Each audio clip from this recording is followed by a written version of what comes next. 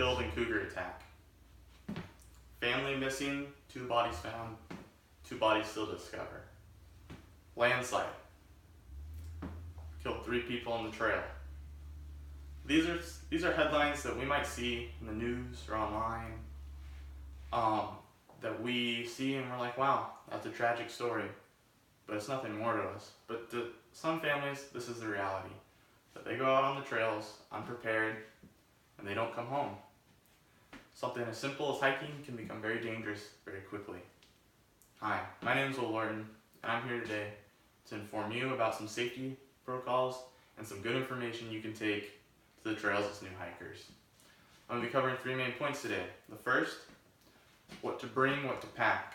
We're going to go over the basics of that. The second main point we're going to cover is where you can go for good trail information to make sure you're not getting caught in bad weather or a trail that you might not be able to handle yet.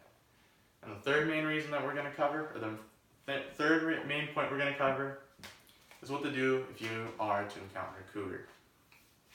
So with that, let's look on to my first main point. My first main point is a very basic one, but a very important one. What to do and what to pack. So, you're obviously going to want to pack clothes for the weather. If it's going to be rainy, then you're going to want to bundle up, wear a coat, maybe some boots. If it's going to be sunny, wear some comfortable running shoes, some comfortable shoes, shorts, the shirt. Everyone, mostly, even if you're not into hiking, can understand dressing for the weather. But there's a few more things to that. We live in the Pacific Northwest where the weather can change just like that. So be prepared to have a backpack, maybe pack a light raincoat, pack an extra pair of socks, just a couple basics so that if you do get caught in some wet weather, you're not getting cold. But some safety things that are pretty important to remember are going to be first, a first aid kit, just a basic first aid kit. You never know, you could fall, cut yourself. It's good to have a basic first aid kit. Also, you're going to want to have a fire starter. Again, this seems a little bit much, but let's say you're on a trail, it's getting dark, you're a little lost, you might have put yourself in a situation you weren't ready to handle. Having that fire could be what keeps you alive for the night. And also with the fire starter, having a light, so that way you can find your way back to your car if it starts getting dark.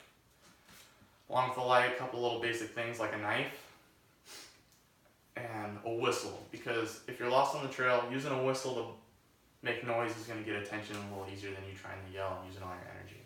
Obviously, you're going to pack some water for the occasion, some food, and what I like is packing a trash bag. That way you can pack in what you took and bring it back out with you. All the information I found for this was on American Hiking Society, and they're a group of people that are out on these trails. They're really big into trail maintenance, making sure that these trails stay used, and that people are informed on what they're doing. So they're a really reliable source, and these are the big main points that they covered. So it's good information. So with that, guys, let's move on to my second main point, where you can find good information about trails. The website app that I found that is the most informative is Washington Trails Association. It has information about elevation of the hike, how long the hike is, a nice good description of the hike and what you can encounter. And it also has people commenting on it real time. So you have these expert hikers that are going out and they're seeing the trail, and maybe it doesn't match quite up to the description. Maybe there's been some weather or landslide, the trail's not the way it was. They're going to comment that. So you're going to get real-time updates on these hikes. And they have a map of Washington. You can pinpoint where you want to go and it'll show you all your options. So it's very informative, very helpful, especially for new hikers. You know, you want to go see some cool stuff that you've never seen, that you don't know about.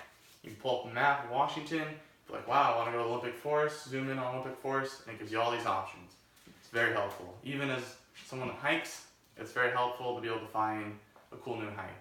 Like, we were just last Saturday, we wanted to go out and do something. You know, it's noon, we haven't really planned something. Pull up that website, you find a little hike pretty close, and you can go out and do it. It's very helpful, you know what you're getting into, and you'll know if the trail has changed. So with that, let's look at my third and final main point today. What to do if you encounter a cougar. Now this might sound a bit weird, but it is a problem we have in the Pacific Northwest.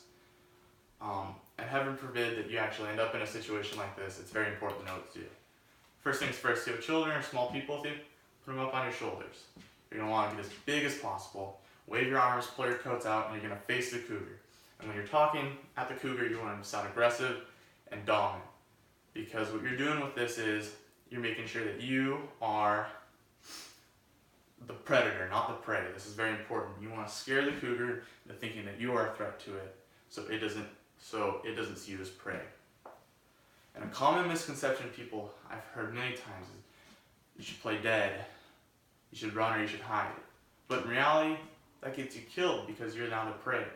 If a cougar's going to attack you and you're getting attacked by a cougar, you need to fight back.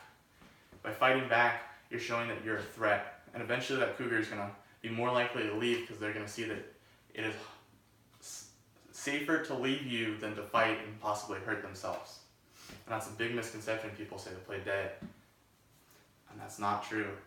And all this information is found on Washington Department of Fish and Wildlife, government-ran site with the most up-to-date, important information you can have, so it's reliable and you know they're telling you the truth. It's park rangers, and it's people that are really informed in this government site, so it's good information.